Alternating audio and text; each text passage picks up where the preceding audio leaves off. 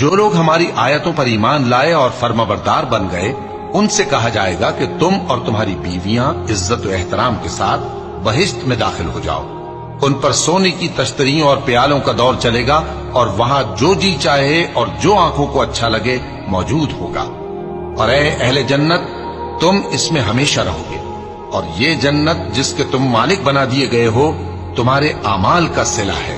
یہاں تمہارے لیے بہت سے میوے ہیں جن کو تم کھاؤ گے، اور گناہگار یعنی کفار ہمیشہ دوزخ کے عذاب میں رہیں گے جو ان سے ہلکا نہ کیا جائے گا، اور وہ اس میں نا امید ہو کر پڑے رہیں گے. اور ہم نے ان پر ظلم نہیں کیا بلکہ وہی اپنے آپ پر ظلم کرتے تھے.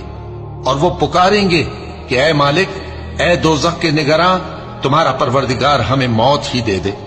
وہ کہے گا کہ تم ہمیشہ اسی حالت میں رہو گے. ہم تمہارے پاس حق لے کر پہنچے لیکن تم میں سے اکثر حق سے ناخوش ہوتے رہے.